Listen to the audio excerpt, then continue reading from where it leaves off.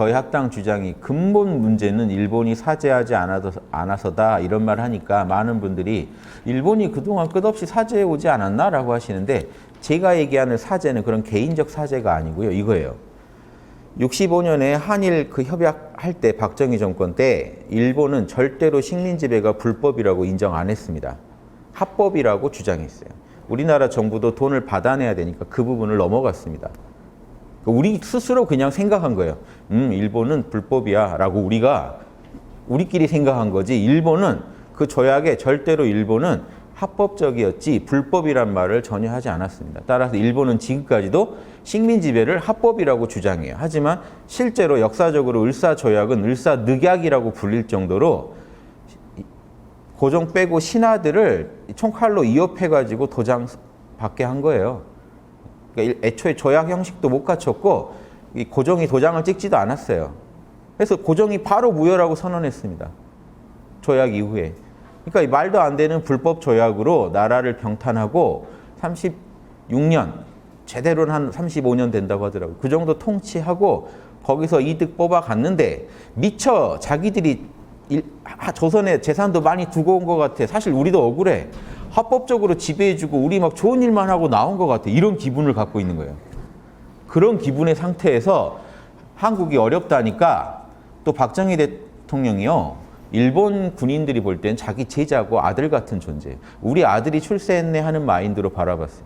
가가지고 다 일본군으로 있을 때 박정희 대통령 다 키운 사람들이에요. 찾아가서 만난 사람들이. 그 사람들하고 해가지고 일본으로부터 그런 협약을 끌어낸 거예요. 그러니까 우리나라 입장에서는 참 눈물겨운 일을 하신 거죠. 하지만 크게 보면 우리가 굴욕적인 또 협약을 맺게 된 겁니다. 사실은. 제대로 그때 불법이라고 얘기도 안 했고 불법 행위에 대한 뭐 이런 얘기는 아예 하지도 않았어요. 합법으로 보고 일본은 한국인들한테 밀린 월급이나 채무 이런 거에 대해서 더 이상 개인 청구하지 않는다라고 못 박은 거예요. 이건 최종이다 이렇게 못 박아놨어요. 일본이. 그러니까 지금 우파 유튜버들 보면요. 이런 거 가지고 그때 최종이라고 했고 개인 청구 이제 안 하겠다고 했지 않냐. 근데 왜 지금 문정부 들어서 뻘짓해가지고 이렇게 일본 심기를 건드려서 우리나라 힘들게 하느냐 이런 말도 안 되는 논리를 하는데요. 그게 분명히 우리 정부도 잘못했죠. 거기에 막 최종이니 이런 말 넣으면 안 되죠. 하지만 그리고 불법이라고 인정도 안 했는데 그쪽에서 돈이 또 궁하니까 우리 입장에서 그 돈 가지고 와서 또 우리 나라 또 경제 개발했잖아요. 그런데 그때 정부가 약속하기는 개인 청구는 우리가 알아서 하겠다 했단 말이에요. 근데 정부가 또 그럼 개인들한테 그렇게 보상해 줬냐? 또 그것도 제대로 된 건 아니었죠. 이렇게 넘어가고 노무현 정부 때 또 개인들에 대해서 이렇게 보상해 줬어요. 그런데 이 보상 개념이 위법행위에 대해서는 배상이라고 하고요.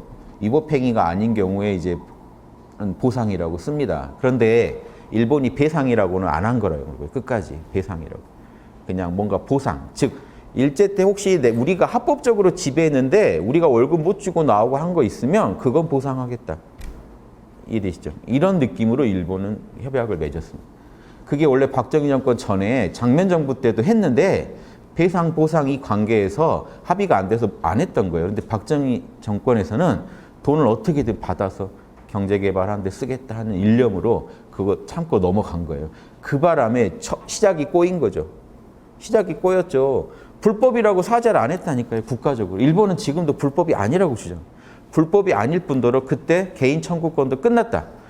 다시는 말 안 하기로 했지 않냐. 니네 정부 왜 국제협약에 대해서 신의를 깨느냐. 이렇게 나올 만하죠. 이해도 돼요. 일본 입장은 지금 이렇게 계속 밀고 나. 이 배후에 뭐가 있냐. 약육강식의 논리가 있다는 거예요. 제가 주장한. 소시오패스적 논리가 있다는 거예요. 자기들이 강자가 한 건 정이고 약자는 졌기 때문에 할 말이 없다는 입장을 전제하고 이런 주장을 펴고 있는 거예요. 식민 지배에 대해 어떤 불법성도 인정하지 않고 있다는 거예요. 그런데 국제적으로 이거에 대해서 일본도 그렇고 한국도 그렇고 조금만 여기에 대해서 연구하는 사람들은 다 뭐라고 하냐. 일본 변호사 100명이 모여서 개인 청구권 살아있다고 선언했다고요. 왜 그러냐. 실제로 일본 법원에서도 그렇게 판결한 판례가 있어요. 국제 이런 협약에서 불법 행위에 대해서 이렇게 협약할 사안도 아니고 일본이 불법성에 대해서 지금 인정하지도 않았기 때문에 그 조약에 빠져 있다는 거예요. 불법 행위에 대한 청구권은. 그러니까 그 부분에 대해서 우리나라 대법원도 인정한 겁니다. 그러니까 있다고 한 거예요. 이거를 앞뒤 말 잘라버리고요. 그때 최종이라는 말만 강조해서 최종적으로 다 보상 끝났는데 왜 이 지랄을 하냐 우리 정부는 이렇게 얘기하는 거는 그냥 우리 정부 망했으면 하는 말에서 나오는 논리밖에 안 됩니다. 일본 법원도 인정하는 청구권을 왜 우리나라 사람이 부정하는지 이해가 안 돼요. 그 일본 심기 건드리지 말라는 그런 역시 똑같은 약육강식 논리에서 보고 있다고밖에 저는 안 보여요. 강자한테 굴종해야지 왜 대드느냐. 이런 논리는 친일파 논리고 이런 논리는 무섭죠. 일본의 논리에 바로 동조하는 사람들은요. 같은 소시오적 마인드를 갖고 있다고 봐도 돼요. 원리가 똑같다는 거예요. 양심의 원리 똑같듯이 어느 시대 어느 공간에 양심의 원리 똑같아요. 어느 시대 어느 공간에 소시오패스 논리 똑같아요. 약육강식 이쪽은 홍익인간 딱 양대축입니다. 이거 구분도 못 하시면서 내가 선인 척 하시는 거 다 그건 위선이에요.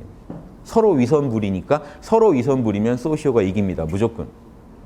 이쪽은 욕심 노트를 쓰고 이분은 양심의 찜찜함 때문에 할 거 다 못해요. 이쪽은요. 욕심 노트를 쓰기 때문에 양심을 저버리고 승리에 도움된다면 뭔 짓도 해요. 그러니까 당연히 이분이 쓸 수 있는 카드가 많기 때문에 이분이 이겨요. 소시오패스가 여러분 이긴다고요.